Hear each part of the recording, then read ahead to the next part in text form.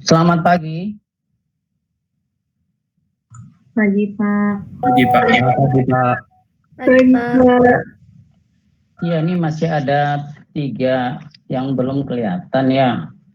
Ade, kemudian Geraldo, sama Sabrina. Ada yang bisa coba hubungi ya. Sambil saya coba ngabsen ya. Absen di portal dulu ya.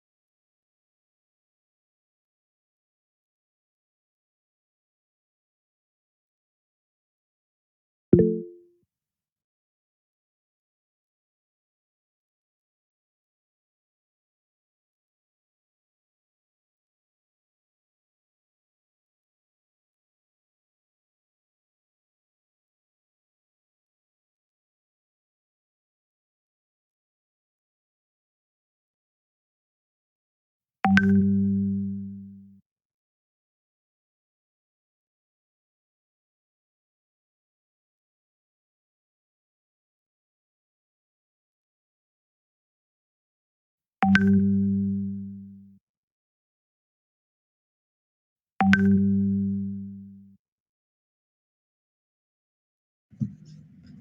Pak, Sabrina udah hadir Pak.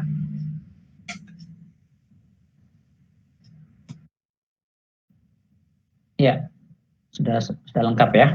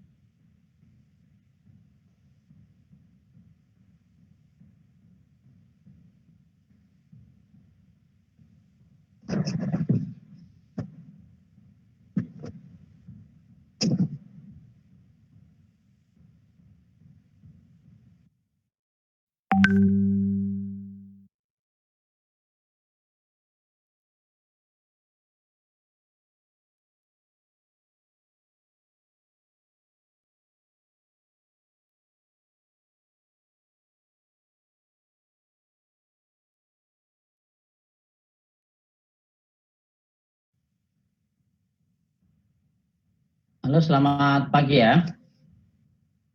Pagi, Pak. Pagi Pak. Ya, sudah lengkap ya.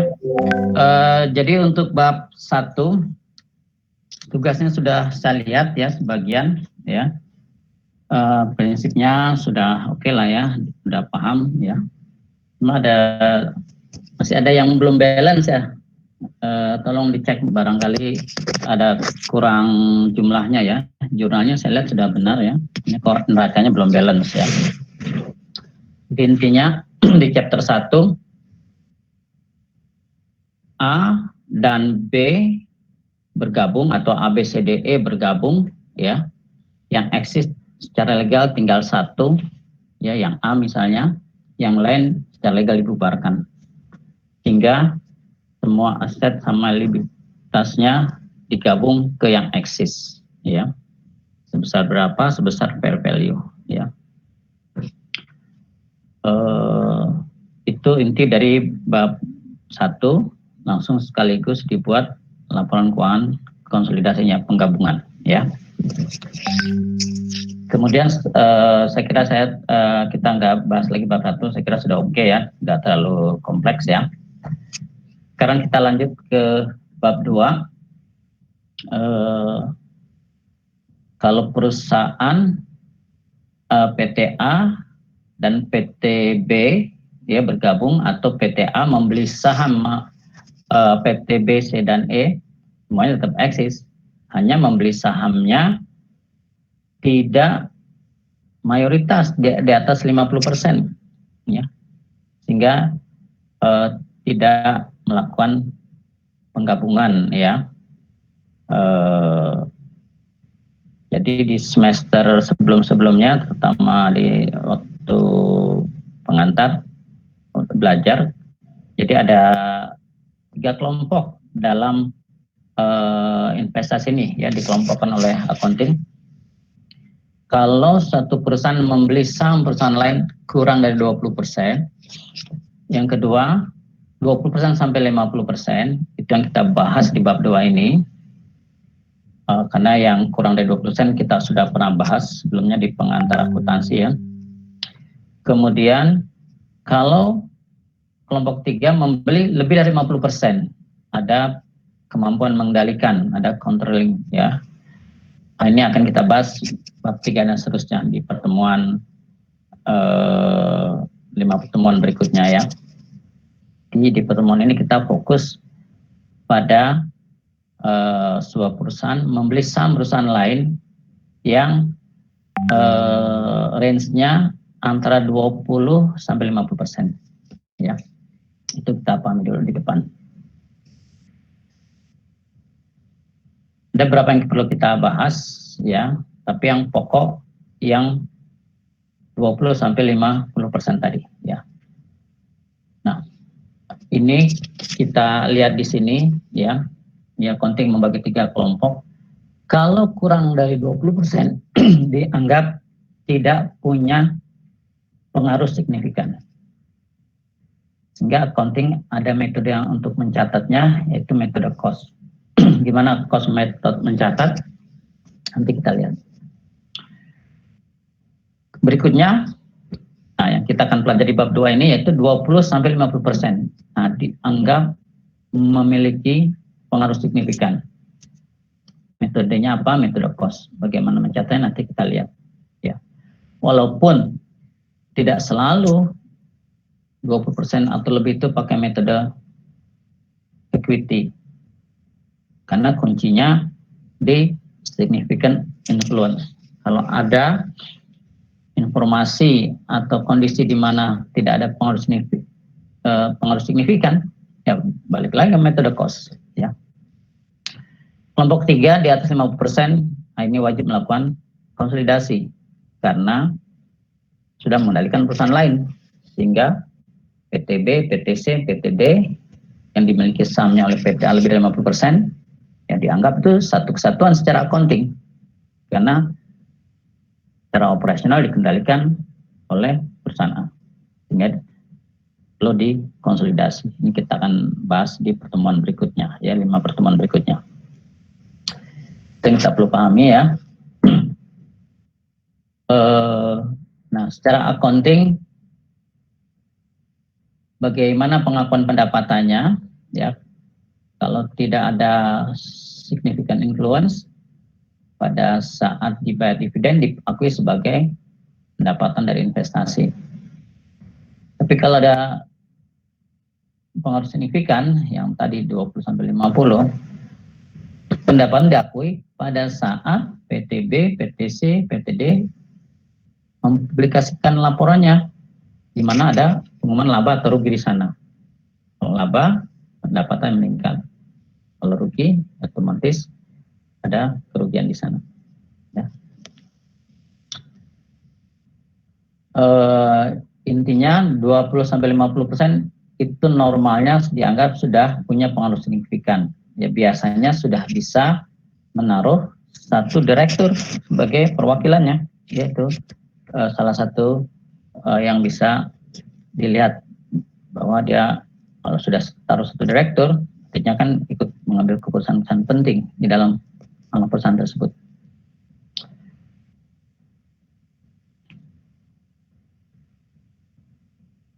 Ya, tapi kalau tadi ternyata karena situasi tertentu ternyata nggak bisa punya pengaruh signifikan tadi, berarti masih balik ke metode cost lagi. Hanya 20-50% normalnya punya pengaruh signifikan dalam mengelola anak perusahaan tersebut. Ya. Nah, kita lihat accountingnya, ya ini kita review yang dulu pernah kita pelajari. Kalau PTA beli saham DB kurang 20%, dia akan mencatatnya dengan metode cost, yaitu pada saat dibeli akan dicatat debit investment in PTA misalnya pada cash. Pada saat PTB membayar dividen tunai akan diterima dan dicatat sebagai dividen income. Ya. Ini sudah kita pelajari sebelumnya. Kemudian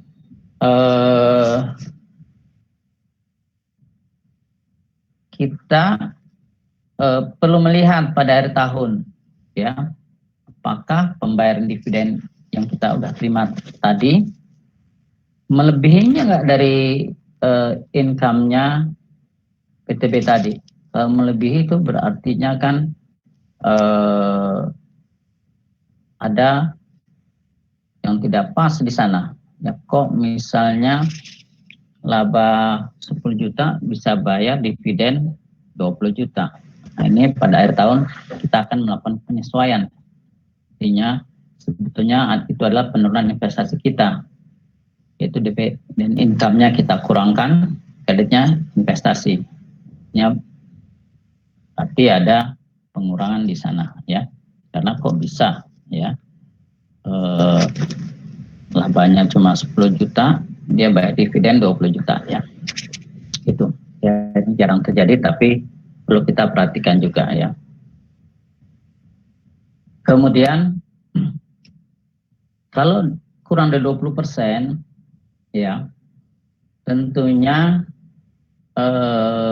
ini mengikuti, ini kita review yang pelajaran lama, apakah trading atau non trading ya, sehingga kita perlu cek di bursa efek ya, berapa sih harga pasarnya di bursa efek, sehingga book value yang ada di buku besar kita pada saat kita laporkan nanti akan kita sandingkan dengan penyesuaian yang nama akunnya adalah allowance ya, to adjust, misalnya sini available for sale atau trading securities atau non trading ya, tergantung. Kalau dia untuk dijual jangka pendek tentu namanya trading ya, kalau tidak tentunya non trading ya. Bedanya ya, coba kita ingat kembali, kalau trading securities dia akan dilaporkan sini sebagai laba tahun berjalan dengan nama akunnya unrealized gain atau loss ya, tergantung. Kalau di buku besarnya nilainya 10 juta, ternyata di pasarnya 12 juta, berarti gain ya. Kalau sebaliknya berarti loss. Itu di pelaporannya akan seperti itu. Tapi untuk yang non trading, dia tidak dilaporkan di laba tahun berjalan, tetapi akan di closing pada akhir tahun ke equity dengan nama other comprehensive income ya, akan di closing ke sana, sehingga di bagian equity ada akun baru namanya akumulatif OC, akumulatif other comprehensive income ya. Itu kalau kurang 20% ya. Ya, kita akan lihat di akhir tahun berapa sih di bursa efeknya. Sekarang kita fokus ke bab 2 ini, yaitu yang kepemilikannya 20-50% yang normalnya akan ada significant influence yang dibuktikan dengan adanya satu direktur yang mewakili, antara lain seperti itu ya, atau komisaris bisa juga. Nyatanya sama dengan metode cost investment pada cash ya, investment in PTB ya pada cash. Hanya pada saat cash dividen, kalau cost kan cash pada pendapatan dividen kan. Kalau equity mengurangi investasi, seolah mengambil investasinya tadi ya. Kapan dia mengakui income? Pada saat akhir tahun anak perusahaan atau perusahaan dia ada investasi tadi mengumumkan laba atau rugi, bisa juga sebaliknya, baru dia mengakui laba atau ruginya ya. Yaitu kalau laba dia akan catat investment in PT A meningkat, rate-nya inilah laba dari investasi ya, pendapatan dari investasi di PT B misalnya. Kalau rugi ya dibalik, sebaliknya ya, rugi dari investasi di PT B, investasinya berkurang. Sehingga saldo investasi di buku besar akan berubah, artinya pada saat investasi misalnya nilai investasi 50.000, waktu terima dividen dia mengurangi investasinya. Waktu anak perusahaan yang mengumumkan laba, dia akan mengakui proporsional. Kalau anak perusahaan mengumumkan laba misalnya 10 juta, perusahaan punya 25%, ya berarti 2,5 juta dia labanya, bagian labanya, hingga akan menambah investasi. Hingga saldo investasinya pada akhir tahun menjadi 50.500. Ada yang punya pertanyaan sampai di sini?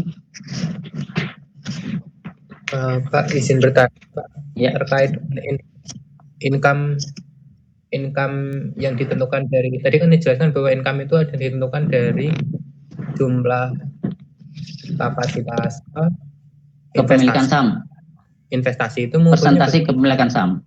ya, itu mengukurnya bagaimana, Pak? Ya, kalau dalam praktik tentu dilihat lembar sahamnya ya.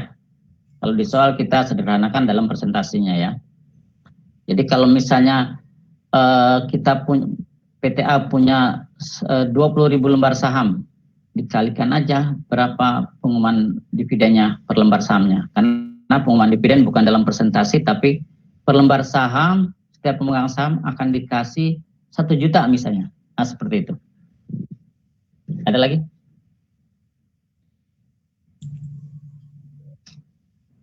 Baik Pak, terima kasih Pak. Ya. Kalau di soal memang disederhanakan dalam presentasi aja, tapi dalam praktek RUPS mengumumkannya per lembar saham. $1, $5, 1 juta, 2 juta per lembar saham. Oke, ada lagi? Izin bertanya Pak. Ya, silakan.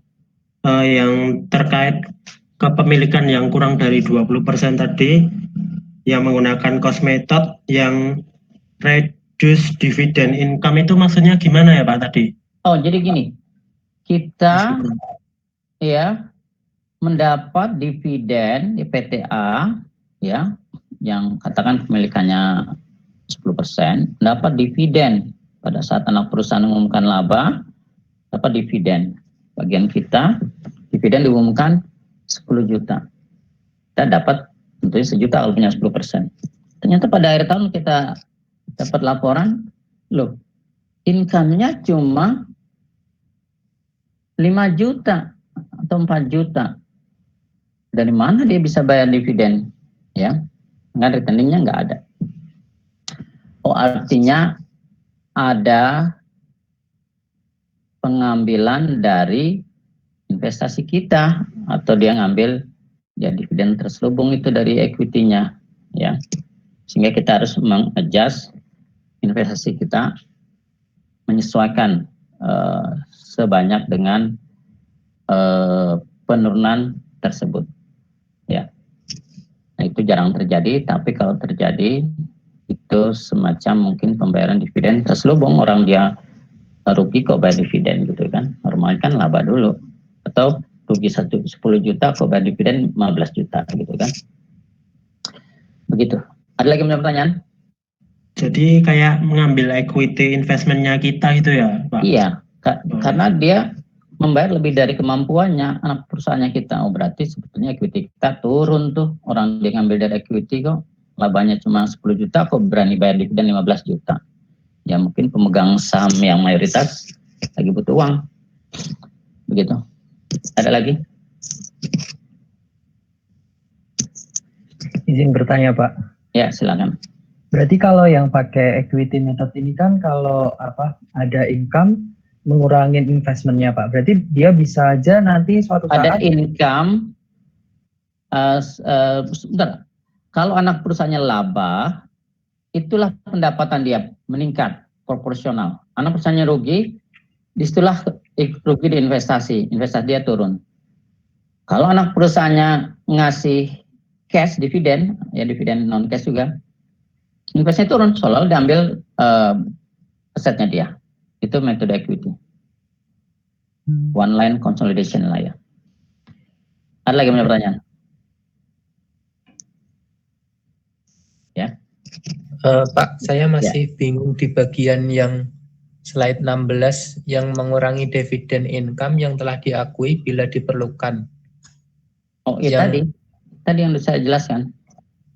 Ya. Artinya hanya seperti ini Pak, pencatatan dilakukan apabila PAP menentukan bahwa kumulatif dividen yang diterimanya melebihi kumulatif bagian income sebesar 500. Ya, tadi artinya substansinya begini, substansinya PTB kok bisa bayar melebihi dari kemampuannya. Artinya apa? Berarti dia ngambil dari equity itu, ya, orang dia cuma laba 10 juta, kok dia bisa bayar dividen 15 juta?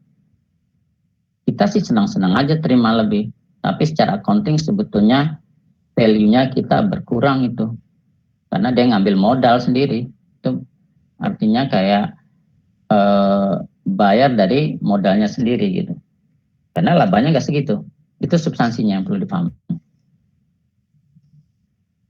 Proporsional tentunya. Kenapa dia bisa bayar begitu? Ya karena pemegang saham mayoritasnya di RUPS memutuskan bayar, mungkin lagi butuh uang. Ya. Kita ya terima, tapi sebetulnya kemampuan perusahaan B menjadi berkurang karena dia mengurangi modalnya, membayar lebih dari income-nya, berarti kan mengambil modalnya, kegerus modalnya. Ya, jadi logikanya perusahaan hanya bisa membayar dividen kalau dia punya laba. Dan kalau dia punya laba 10 juta, maksimal normalnya 10 juta. Tapi kalau lebih dari 10 juta, artinya ada kantongnya dia, modalnya dia juga yang diambil untuk bayar pemegang saham ya. Oke, ada lagi? Itu substansi yang mesti kita pahami di sana. Ya, kalau nggak ada, kita lanjut ya. Jadi metode cost dan metode equity. Ya, metode equity kita mau ke laba kapan? Saat anak perusahaan kita mempublikasikan laporan keuangannya di akhir tahun, dan di sana ada laba atau rugi. Kalau laba, investasi kita meningkat, artinya kita ada pendapatan. Kalau rugi, ya kita ada kerugian juga, investasi kita turun, gitu ya.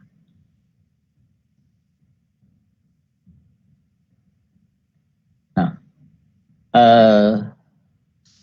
itu secara umum kita asumsikan transaksi tadi. Kalau kita membeli dengan asumsi book value dari PTB sama dengan fair value proporsional dengan saham yang kita beli. Itu jangan terjadi. Nah, faktanya bahwa PTB yang kita beli ya bisa saja seperti contoh di sini ya, punya aset 18.800 dolar ya, 18.800 dolar, punya liabilities 2.800 dolar ya, sehingga fair value dari PTB ya adalah 16.000 dolar, padahal book value-nya 12.000 dolar. Itu wajar karena mungkin tanahnya direvaluasi meningkat, beberapa aset meningkat ya, sehingga fair value-nya lebih besar daripada book value-nya. Kita beli sahamnya ya, oleh PT dibeli sahamnya, sama seperti di bab 1 kemarin, kan bisa dibeli kalau 100% ya 18.000, artinya ada ekses 2.000 di sana ya, ada goodwill ya, ekses dari 12.000 ke 18.000, eksesnya adalah 6.000 kalau kita beli 18.000.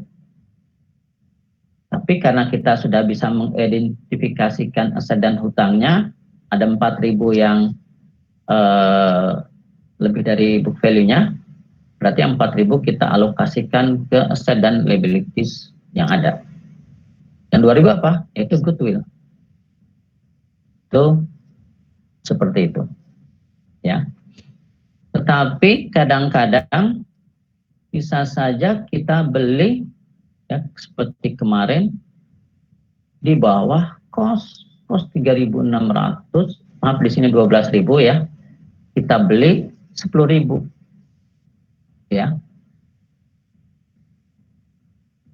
fair value-nya 16.000, berarti kita ada gain ya, berapa? 6.000, orang fair value 16.000, kita beli 10.000 ya, ada gain di sana. Kalau kita beli di bawah fair value ada gain. Kalau kita beli di atas PP lo ada goodwill. Kok mau kita beli? Udah jelas fair value dari aset liabilities-nya 16.000, kok kita beli 18.000 seperti contoh di bab 1 kemarin.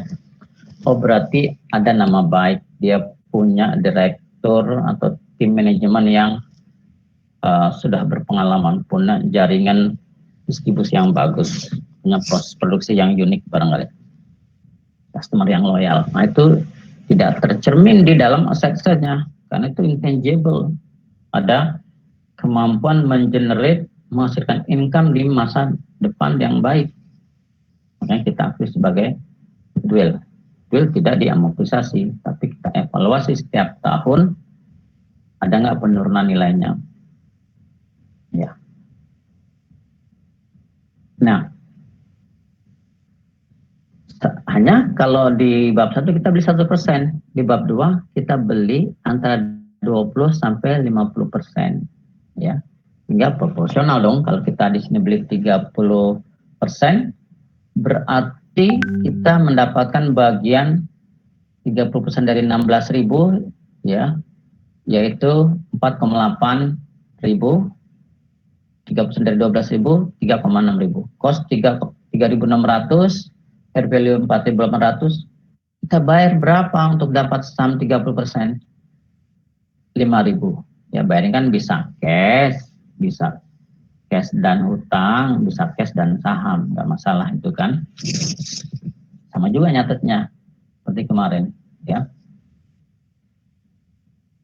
Bisa seperti itu, ya. Nah, selisihnya di dalam neraca seperti kemarin kita, ya seperti yang soal dibuat juga, oh ternyata di inventory katakan 5.000, padahal fair value-nya 6.000, berarti under value tuh di buku yang lamanya kan.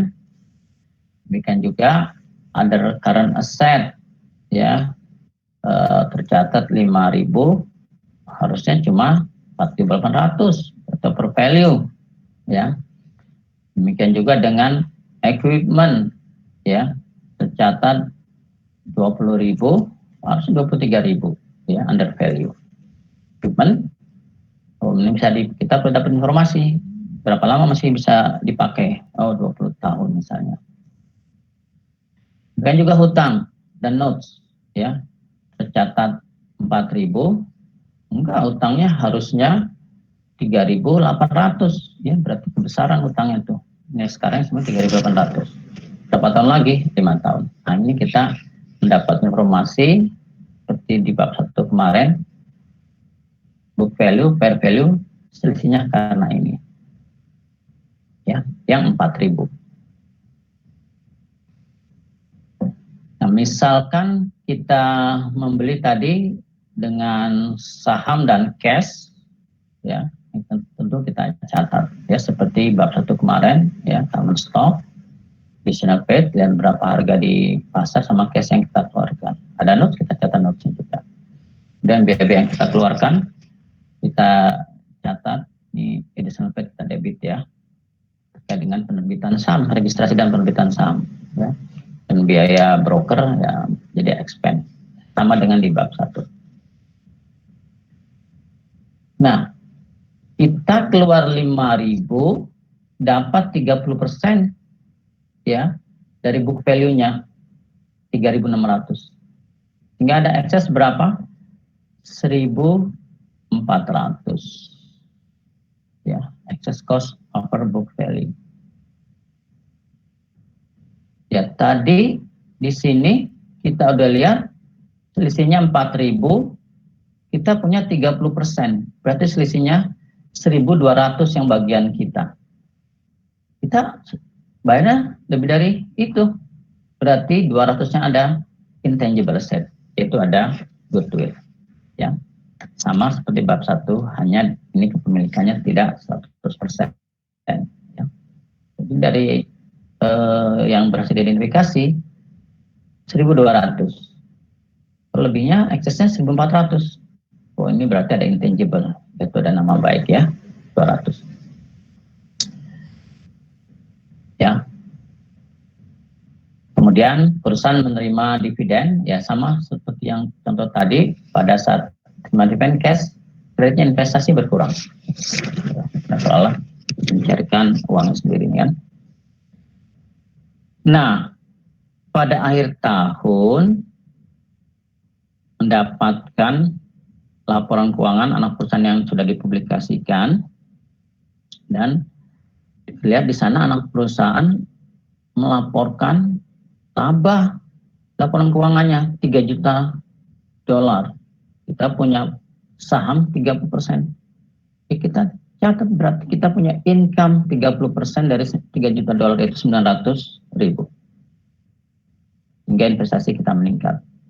Inilah income kita.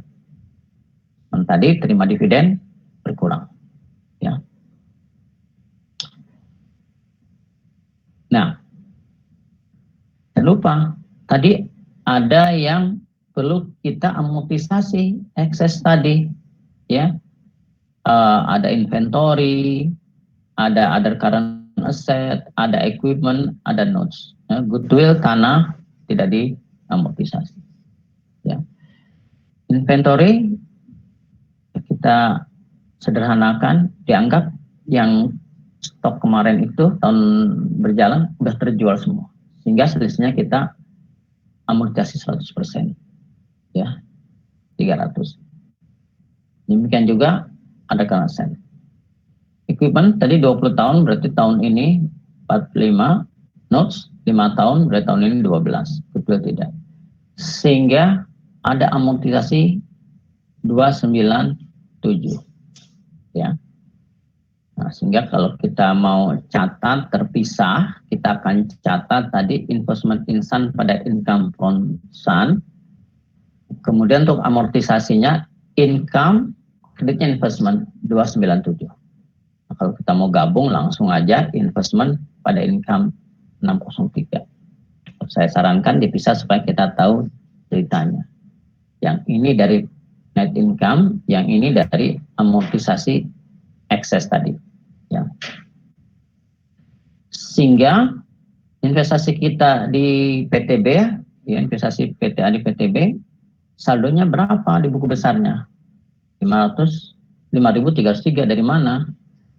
Yaitu 5.000 nilai investasinya, ya. Kemudian 300 karena terima cash dividen tadi, kemudian tambah 900 dari bagian laba anak perusahaan, kurang amortisasi 297, total 5.033. Inilah saldo investasi kita di buku besar PTA. Ada yang punya pertanyaan sampai di sini?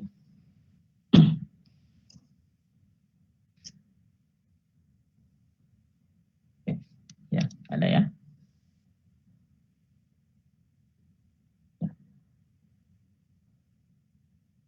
Oke,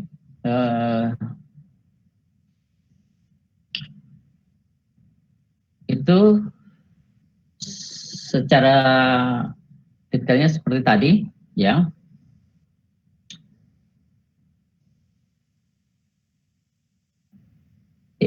Kita bisa juga mengecek nilai investasi kita dengan perubahan di equity dari anak perusahaan, ya, sehingga harusnya sama cerminannya. Nah, bisa terjadi tadi, ya, kita bayar, ya,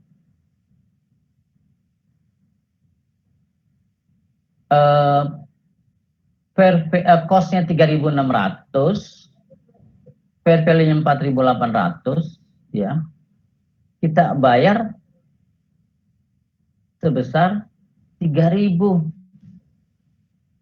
Nah, itu kita harus catat investasi sebesar fair value, karena kan kita dapat fair value-nya. Fair value-nya berapa? 3.600. Kita bayar berapa? 3.000. Listnya apa? Ah, ini sama dengan di bab 1 kemarin. Kita ada gain on bargain purchase, ya. Jadi kita dapat fair value 3.600, sementara bayarnya cuma 3.000. Ada gain on bagian purchase. Ya. Nah, artinya investment dicatat sebesar fair value, ya. Nah, kemudian kita lihat isu lainnya, ya. Jadi bab 2 ini isinya kepemilikan 20-50%, yang menggunakan metode equity, ya. Yang pada saat pengantar kita sederhanakan cost sama dengan fair value sama dengan acquisition cost, ya. Nah, dalam kenyataannya nggak sama tuh, cost tidak sama dengan fair value, karena bisa fair value lebih tinggi. Karena dibayar, yang umumnya dibayar lebih tinggi dari fair value. Ini ada goodwill di sana. Nah, tidak selamanya perusahaan itu membeli saham perusahaan lainnya. PT membeli saham PTB 30% misalnya di 1 Januari, ya. Kadang-kadang belinya kapan saja, ya, di tengah tahun, ya, interim. Nah, sehingga pada misalnya 1 Oktober belinya investment pada cash pada 1 Oktober 40% misalnya, ya. Yang 10.000 dibeli 4.000 dari pemegang saham, ya, bukan dari perusahaan, ya, pemegang saham. Yang pegang 4.000 dari 10.000 kan 40%, $80.000 misalnya. Kemudian pada akhir tahun perusahaan mempublikasikan laporannya dan mengumumkan ada laba 25.000. Tidak otomatis kita 25.000 kali 40% investment pada income. Karena kita belinya bukan di 1 Januari, belinya di 1 Oktober. Artinya Oktober, November, Desember, tinggal 3 bulan yang memang kita mendapatkan pengaruhnya, baru 3 bulan. Ya, kita mengakui 3 bulan, 3/12. Jadi tidak full 1.000, ya, tapi kali 1/4-nya. Dan demikian juga dengan amortisasinya, ya, kita akan akui 1/4-nya, ya.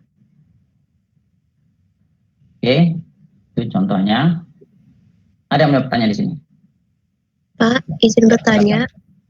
Itu tadi yang 31 Desember itu amortisasi atas Yang apa mana ya, nih? Pak? Yang di slide ini, Pak, paling bawah. Oh, To record amortization 8.000 ini enggak. apa ya, Pak? Ini contoh lain lagi. Ini contoh baru, ya. Artinya perusahaan PTA beli saham PTB bukan di 1 Januari. Kalau contoh sebelumnya di 1 Januari, ya. Sehingga pada akhir tahun PTB mengumumkan laba, ya dia punya 30%, ya kali 30% bagiannya. Punya 25%, kali aja 25%. Punya 40%, kali 40%. Ya. Termasuk pada saat melakukan amortisasi, ya, full 100%, ya, penuh. Ya, bukan 100%, artinya kalau dia punya 40%, bagian dia 40%, ya, penuh setahun. Kalau ini pada saat diakuisisi, oh, ada under value building, kita akan amortisasi. Kalau kita beli di 1 Januari, kita akan amortisasi 20 tahun, artinya 400. Tapi karena belinya di 1 Oktober, kita hanya Oktober, November, Desember, 3 bulan, 3/12. Tidak 400, tapi hanya 100 amortisasinya.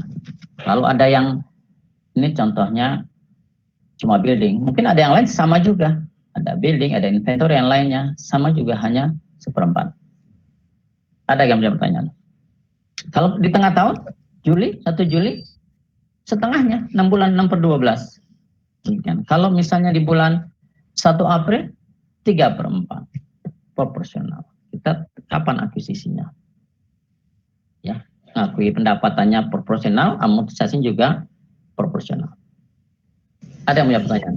Terima kasih Pak. Saya ingin bertanya Pak, mungkin sedikit keluar materi tapi masih ada kaitannya. Kalau di BEI itu kan perusahaan publik itu membuat laporan keuangan, ada yang kuartal, ada yang tahunan Pak. Nah ini itu untuk Tahunan. keuangan tahunan itu dibuat berdasarkan tahun sebelumnya atau berdasarkan kuartal ketiga Pak? Tunggu. Ini kita perlu tahu prakteknya. Ya, perusahaan wajib membuat laporan keuangan 31 Desember 2019, 2018, nanti 2020.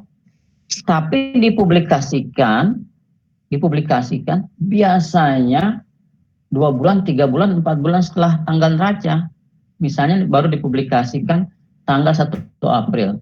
Tapi tanggal laporannya 31 Desember 2019 yang baru dipublikasikan tanggal 1 April 2020. Karena di aturan bursa efek ada deadline-nya. Gak mungkin, tidak ada sedunia ini 31 Desember langsung jadi 31 Desember, tidak ada. Ya. Ada perlu waktu karena dia harus diaudit dulu, ya. Harus di-adjust dulu internal, cari melengkapi segala macam. Sehingga dalam prakteknya laporan keuangan 31 Desember paling cepat dipublikasikan mungkin 1 Februari. Itu jarang. Rata-rata mungkin bulan Maret atau April. Dan di bursa efek ada deadline-nya. Yaitu bisa misalnya 30 Maret. Lebih didenda, 1 hari ada dendanya. Berapa? 10 juta, 100 juta, saya nggak apa dendanya. Begitu. Ada yang pertanyaan? Bukan Pak, yang ingin saya tanyakan itu untuk membuat laporan keuangan tahunan itu didasarkan pada kuartal ketiga atau tahun sebelumnya? Total. Kalau laporan tahunan, ya, jadi perusahaan punya kewajiban melaporkan misalnya interim 6 bulan. Itu income statement kan periode 1 Januari sampai 30 Juni, periode.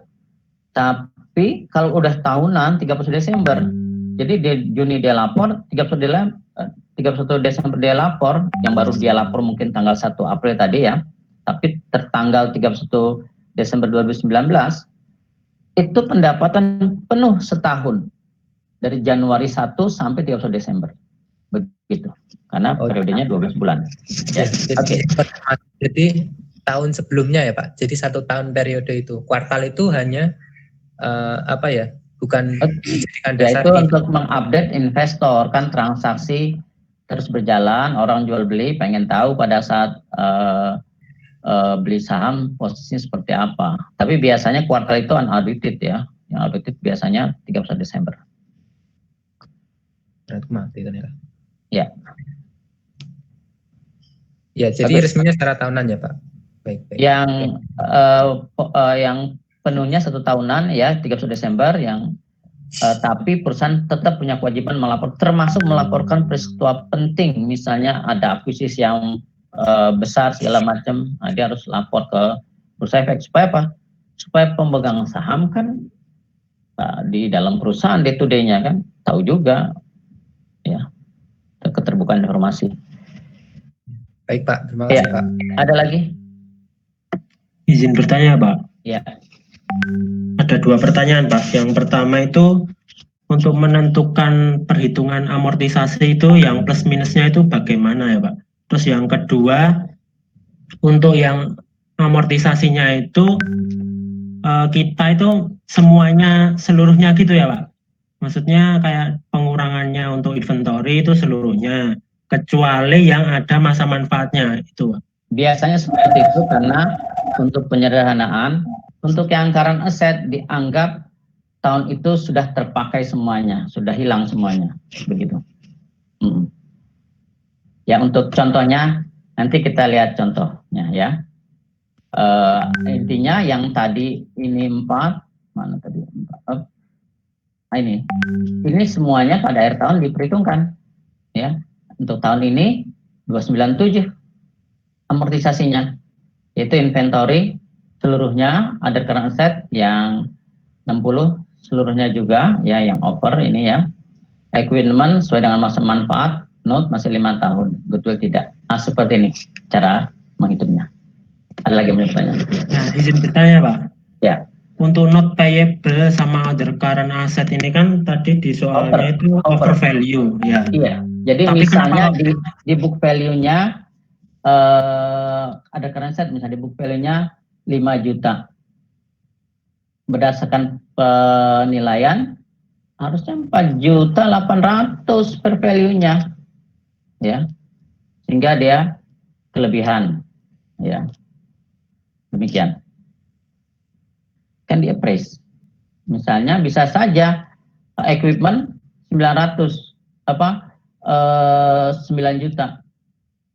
Dinilai enggak 8 juta. Berarti over value 1 juta.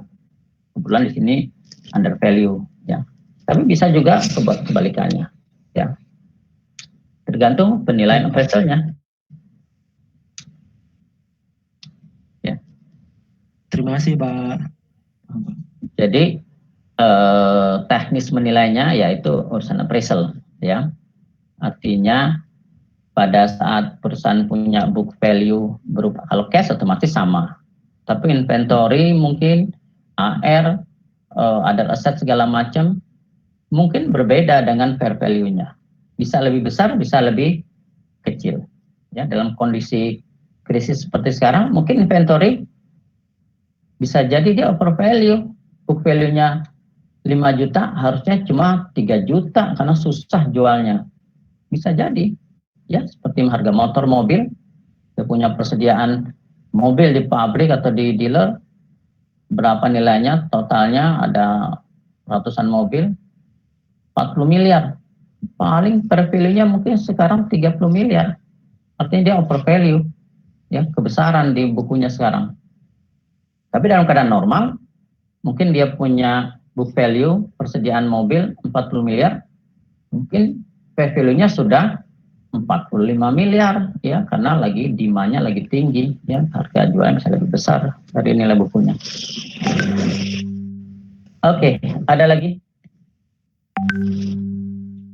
Izin bertanya Pak, Ya. mengenai yang beli di tengah tahun tadi ada aturan tanggalnya, misalnya tanggal di akhir bulan? Nggak ada, proporsional aja.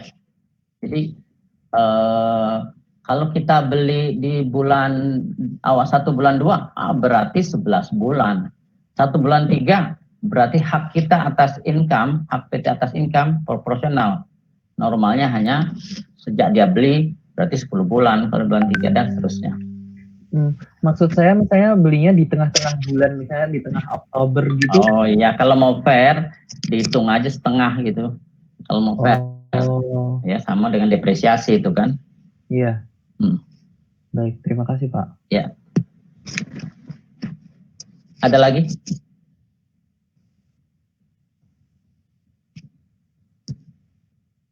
Oke ya.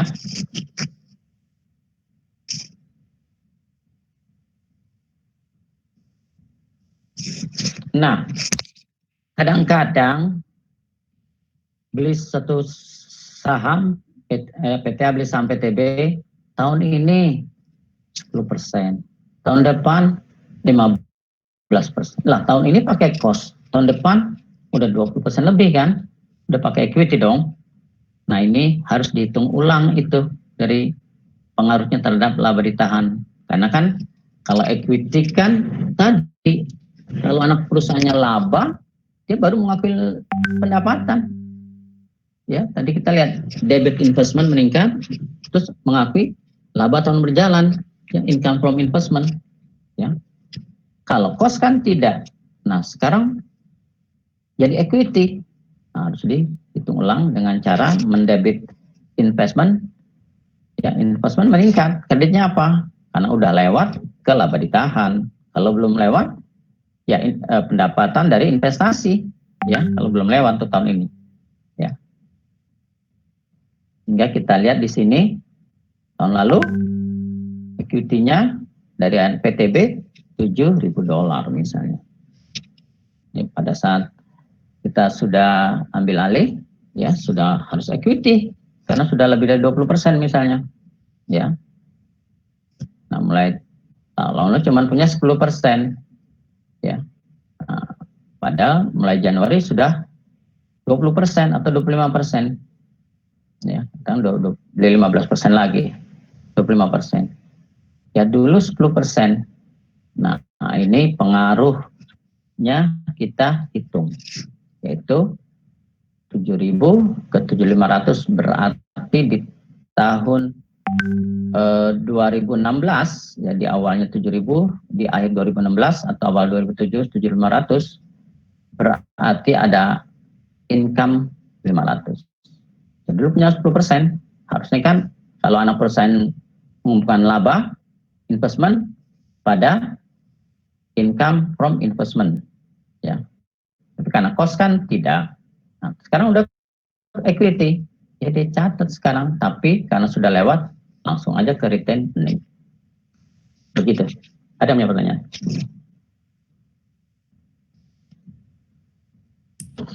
Izin bertanya Pak. Oh iya. Yang disesuaikan itu tahun sebelumnya aja ya Pak? Iya, tahun sebelum aja. Kan tahun sekarang baru beli. 2 Januari 2017 baru beli. Oke Pak. Ya. Terima kasih. Ya. Ya, sel daripada investment, ya tentunya kalau kebalikan dari tadi, dari equity dijual, tahunnya di bawah 20%, ya berarti cost. Ya udah biarin aja, mulai saat di bawah 20% dia cost, nggak ada nyatat apa-apa, hanya nyatatnya udah mulai pakai cost. Ya.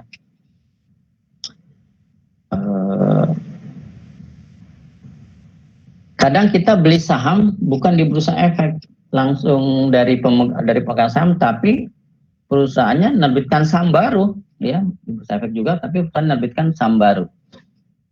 Otomatis kan lembar sahamnya bergerak kan. Kalau tadi yang beredar 10.000, kita beli dari pemegang saham 4.000, kita punya 40%. Tapi kalau saham yang beredar 40.000, udah perusahaan menerbitkan lagi 10.000 lembar saham. Kita beli 4.000, belum 40%, tapi 20%, oh udah masuk equity. Kita beli 30.000, 3.000, ya. Jadi 10.000 tambah 10.000 kan 20.000 jadi saham yang beredar. Kita beli 3.000. 3.000 berarti kan belum 20%, lebih kan masih 15%. Nah, kira-kira begitu yang isunya, ya. Jadi kalau kita beli dari pemegang saham, jumlah saham beredar kan tetap 10.000. Tapi kalau perusahaannya menerbitkan saham baru, jumlah saham beredar menerbitkan 5.000. Jumlah saham beredar jadi 4.000, ya kita bagi aja 4/15. Sudah lebih nggak dari 20%, kalau lebih kita pakai equity. Nah, berikutnya ada isu terkait ada preferred stock. Ini juga harus kita perhitungkan pada saat pengakuan bagian laba kita, ya karena kan untuk preferred stock kan juga terutama yang preferred stock yang kumulatif. Ini kan dia berhak mendahului income-nya. Tentunya kita potong dulu income common stock dengan bagian preferred stock, ya kira-kira begitu isunya.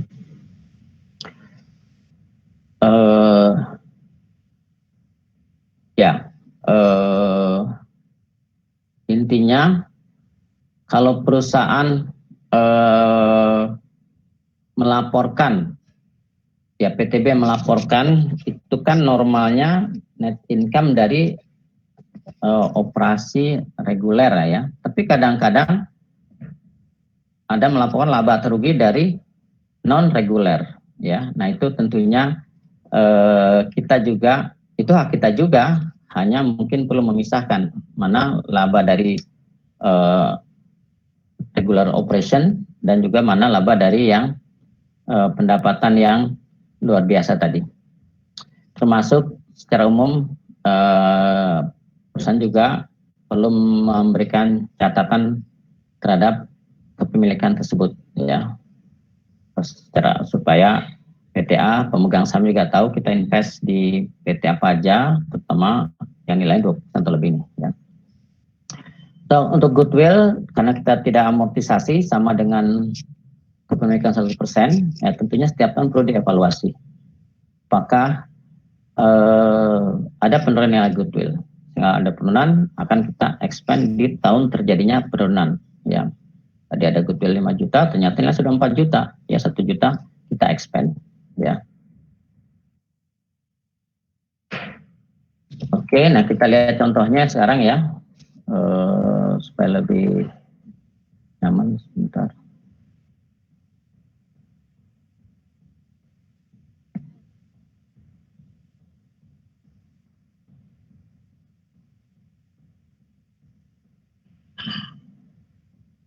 Contoh singkatnya ya.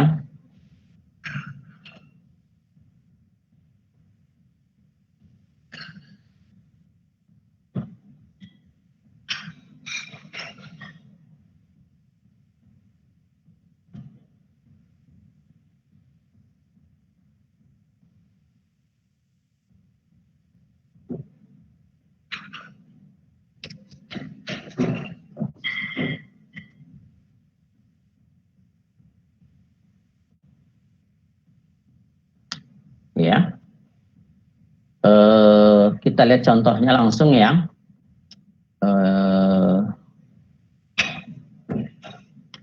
Terkait dengan kepemilikan 20% sampai 50% atau kurang dari 20%. Ya, di sini kita lihat ini mengulang yang sebelumnya dijelaskan. Ya, apabila misalkan sebuah perusahaan ya membeli 1000 lembar saham paling dengan 10%, membayar ya 405 per lembar saham, sehingga 45.000 totalnya ya kepada PTB ya, PT Bill ya di tahun 2017 ya, dibeli di tengah tahun 2017 ya. Kemudian pada akhir tahun PT Bill melaporkan di income statement-nya ya, laporan yang dipublikasikan, income-nya 400.000. Dan juga di tahun itu dia bayar dividen 200.000. Ya. Misalkan tahun depannya baru dijual. Dapat 395. Kasus sebelahnya, kalau 1000 lembar itu ekuivalen dengan 30% saham yang beredar. Ya, untuk menyederhanakan.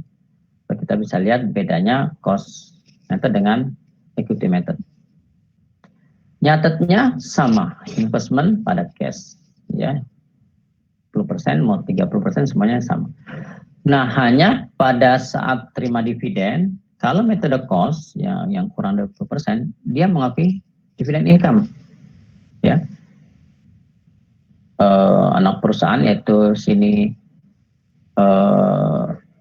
Bill mengumumkan, ASER UPS mengumumkan karena laba 400, separuhnya akan dibayar dividen tunai ya, 200.000 dolar. Kalau perusahaan punya 10%, berarti dia akan terima 20.000. Pada dia terima, dia akan catat debit cash, debit dividen income. Kalau dia punya 3%, dia pakai metode equity. Debitnya tetap cash, 30% kali bagiannya itu 200.000, yaitu 60.000, tapi ini mengkredit investment, ya, dia mengambil asetnya di anak perusahaannya. Pada akhir tahun, pada saat anak perusahaan mengumumkan laba, kalau cost method nggak ada entry. Kalau equity method, disinilah dia mengakui pendapatannya, ya, income dari investasinya di anak perusahaan, ya, income from Bill. Investasi dia meningkat sebagai dia ada penghasilan, ada pendapatan dari anak perusahaan. Ya, proporsional, anak perusahaannya melaporkan laba 400.000, perusahaan punya 30% saham, berarti kan 120.000 income from anak perusahaan. Kemudian pada akhir tahun, ya, tadi kalau ternyata sebetulnya bayarnya itu kelebihan, ya, income-nya asumsikan saja, ya, lebih kecil, dibayar dividen lebih banyak besar, nah, dia jual balik aja proporsional, misalnya kelebihannya 5.000, ya, dividen income pada investment in Bill kalau dia kelebihan. Kedua, pada akhir tahun, kalau di bursa efek ya harga sahamnya tentu tidak sama dengan di catatan buku besarnya. Ya bisa lebih besar, bisa lebih kecil, ya. Nah, kalau lebih besar, oh berarti ya di catatan dia 405 investasi dia, ternyata di bursa efek kalau di 31 Desember dijual oleh PT LI sebagai pemegang saham PT BIL, dia akan terima uang 409.000 kalau dijual, tapi dia belum pengen jual, ya, sehingga karena ini harga pasar di bursa lebih tinggi, dia akan mengakui kalau untuk trading securities sebagai laba tahun berjalan yaitu 4.000. Kalau non trading, dia akan mencatatnya closingnya ke akumulatif OCI, akumulatif other comprehensive income di equity, baik laba maupun rugi. Sedangkan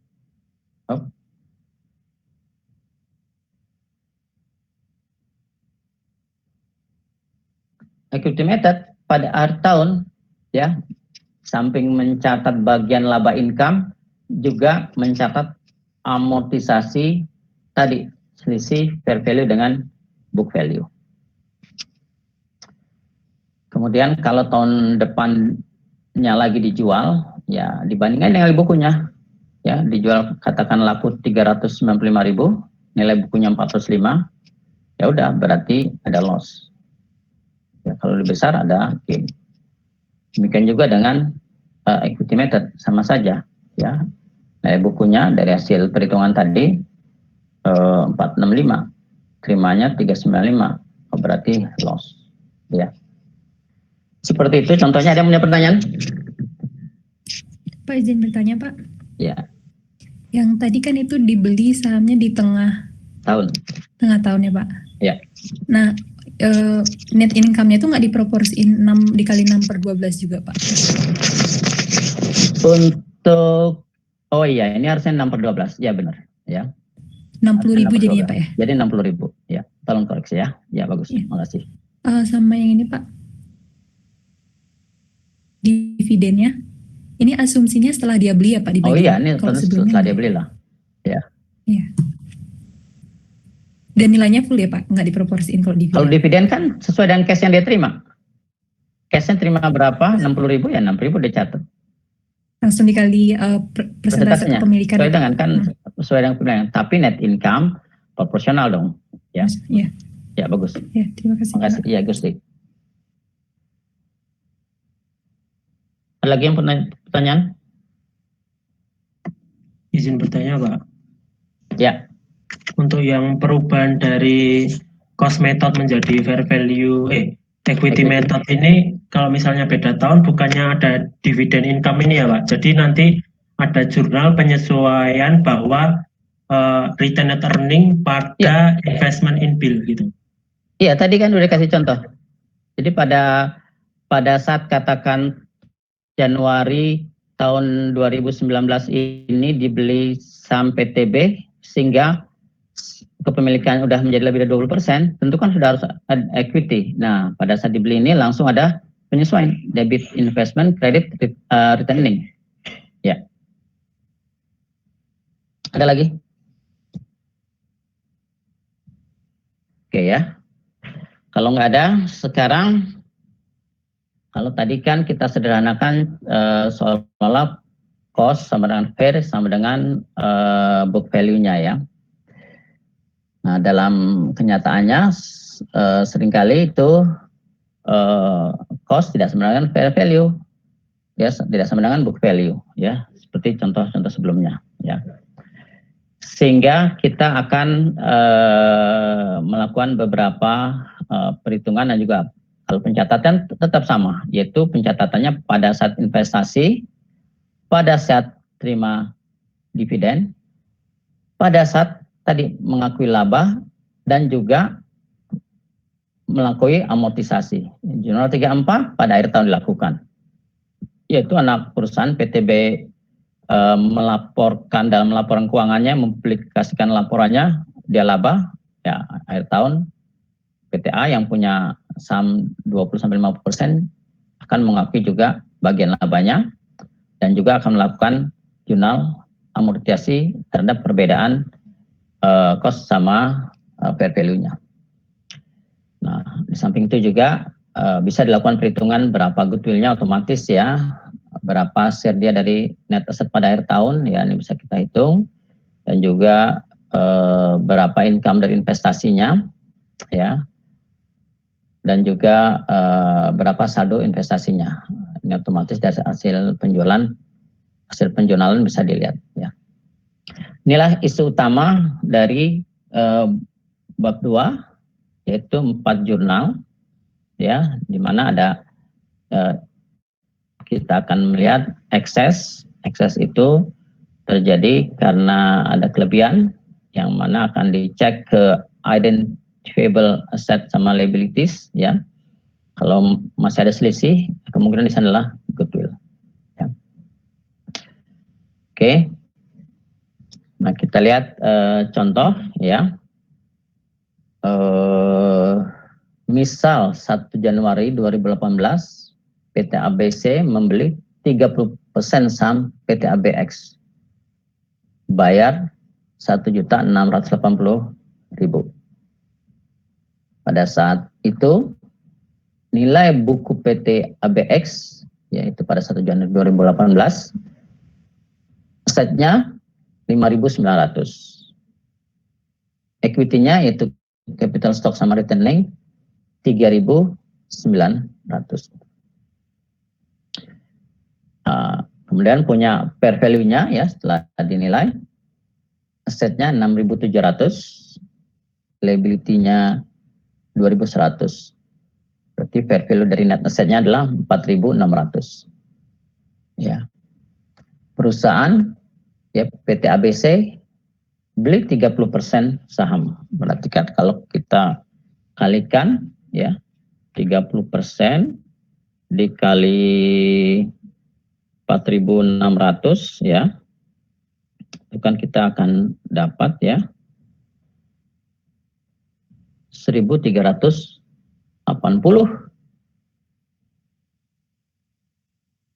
ya, kalau kepemilikan 30% dari fair value-nya. Tapi bayarnya 1.680 ya. Nah, ini kita akan lihat bagaimana jurnalnya. Saat investasi 1 Januari, saat penerimaan dividen 1 September, kemudian saat akhir tahun mengakui bagian laba dan juga melakukan perhitungan amortisasi dari over atau under tadi, termasuk berapa perhitungan yang terkait. Ya, yang pertama saat investasi ya investment pada cash atau pada yang lain-lain tadi ya, notes atau common stock dan sebagainya. Kemudian ya, kita lihat di sini ya, book value ya, yaitu common stock sama retaining 3.900.000. Perusahaan mengambil 30% saham equivalent dengan 1.170.000. Fair value-nya 4.600.000. 1.380.000. Nah, perusahaan bayar 1.680 ya. Dia akan mencatat investment pada cash 1.680. Tapi kalau perusahaan bayar 1.300.000 tentunya ya, tadi kita lihat akan dicatat sebesar fair value-nya. Fair value-nya berapa? 1.380.000. Selisihnya apa? Laba ya, gain on bargain purchase. Kalau terjadi seperti ini, yaitu dibayar hanya 1.300.000, bukan 1.680. Ya, tadi kita sudah lihat penjelasan sebelumnya. Ini jurnal pertama. Jurnal kedua pada saat terima dividen cash atau non cash ya, receivable misalnya, masih pengumuman ya. Yang diumumkan atau yang dibayar 600.000, perusahaan punya 30%, tentu perusahaan akan terima cash 180 kreditnya investasi, ya, karena metodenya metode equity yang dikredit investasi, seolah-olah mengambil asetnya sendiri, ya. Nah, akhir tahun ada 2 jurnal, ya, yaitu pertama pengakuan bagian laba dari PT ABX, anak perusahaannya ini, ya, yang akan dicatat investment pada income from PT ABX. Proporsional, anak perusahaannya PT ABX ini mengumumkan laba 1.200.000, perusahaan punya 30%, 360. Kemudian amortisasi tadi dari under sama over, ya, kita lihat di sini, ya, kita akan melakukan penyesuaian, yaitu income pada investment 39. Dari mana angkanya? Ya, kita lihat di sini, ya. Untuk inventory, dan sama yang current asset biasanya diasumsikan tahun itu sudah nggak ada, sehingga diakui seluruhnya, ya. Kemudian tadi kita lihat di sini contohnya soalnya, ya. Selisihnya terjadi, ya, antara book value dengan fair value karena ada inventory 200, kemudian land tidak diamortisasi, other sama, cash otomatis, building, ya, inventory, building, equipment, building 10 tahun, equipment 7 tahun, ya, 2.000 sama 5.000. Kalau perusahaan punya 30%, ya proporsional aja, ya. Jadi inventory, kemudian building, equipment, dan notes atau bonds payable dalam hal ini, ya. Inventory, kemudian building, ya, kemudian equipment yang over ini, ya, dan notes juga yang over, ya, hingga netnya 39. Kita catat income from PT ABX pada investment, ya.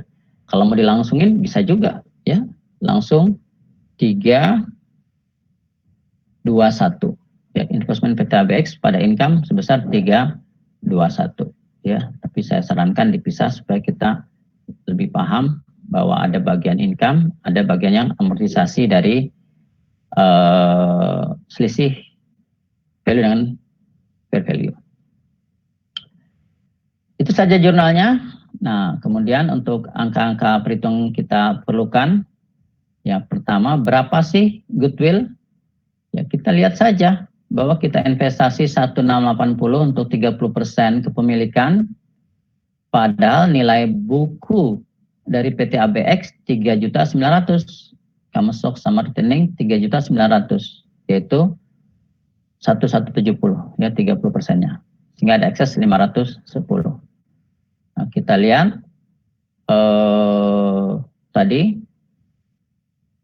ada under value daripada inventory, land, ya, kemudian building, dan ada over value dari equipment dan bonds, ya. Yang bagian kita 30%, ya, sehingga kita masih ada yang belum teridentifikasi, yaitu ada intangible sebesar 300. Ya, berarti goodwill adalah 300.000. Kemudian juga berapa sih share PT ABC dari net asset dari PT ABX ini? Ya, kita lihat common stock awal 300, retaining awal 900, tahun ini dapat net income 1.200, 1.200.000, dividen bayar dividen 600, berarti net equity book value-nya 4,5 juta. PT ABX punya 30%, berarti share dari equity-nya adalah dari net asset-nya 1.350, ya.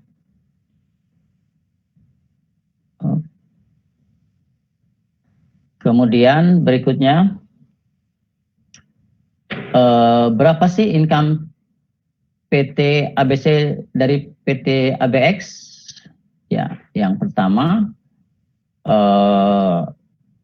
tadi 30% dari net income, kemudian over sama under yang 39 tadi, sehingga netnya sebenarnya 321 tadi kalau mau di jurnal langsung 321 ya. Kalau dipisah ada 39 tadi ya. Kemudian berapa saldo investasinya? Ya, investasi awalnya 1680, kemudian pada saat anak perusahaan mengumumkan laba dan juga mengamortisasi 360 sama 39 pengurangnya kan, atau net 321. Kemudian terima dividen 180, sehingga investasi akhir saja 1821. Nah, kalau kita mau cek ke asetnya, ya tadi share di net equity-nya, ya kan equity-nya 4,5 juta, kita punya 30%, ya, yaitu 1.350. Nah, yang belum diamortisasi berapa dari yang fair value tadi? Yang belum diamortisasi, land kan tidak diamortisasi, building tadi diamortisasi 15, equipment 30, bonds 6, goodwill tidak ya, sehingga investment 18.21.000. Itu kira-kira contohnya. Ada yang punya pertanyaan?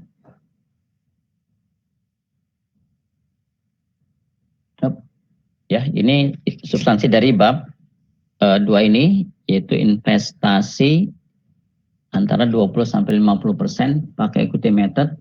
Ada 4 jurnal yang perlu dibuat. Yang membedakannya yaitu jurnal keempat, yaitu amortisasi selisih antara fair value dengan book value, ya.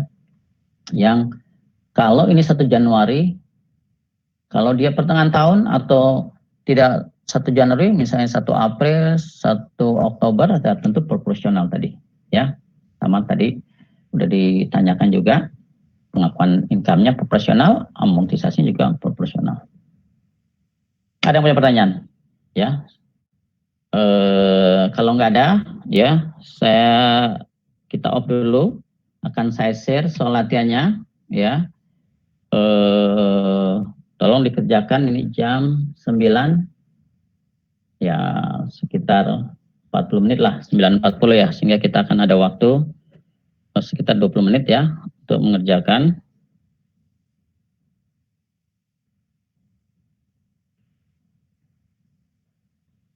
Halo, ada yang punya pertanyaan? Nggak ada?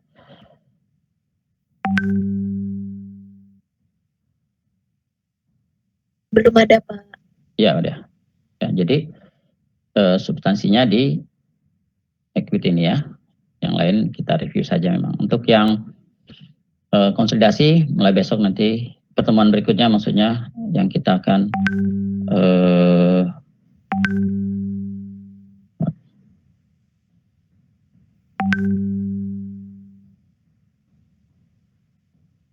Oke, itu sudah share soal latihannya ya. Tolong dikerjakan ya. Kemudian juga ini ada link video ya, baik dari yang pesan koordinator ya Pak Kuat maupun yang summary yang saya sampaikan ini ya. Oke.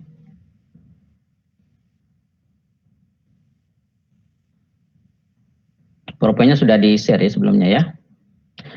Oke ya, selamat mengerjakan. Setelah itu 9.40 diharapkan sudah mengupload. Nanti kita bahas ya, kita akan tunjuk yang mengerjakan ya. Kerjakan di Excel ya. Oke. Ya, selamat mengerjakan.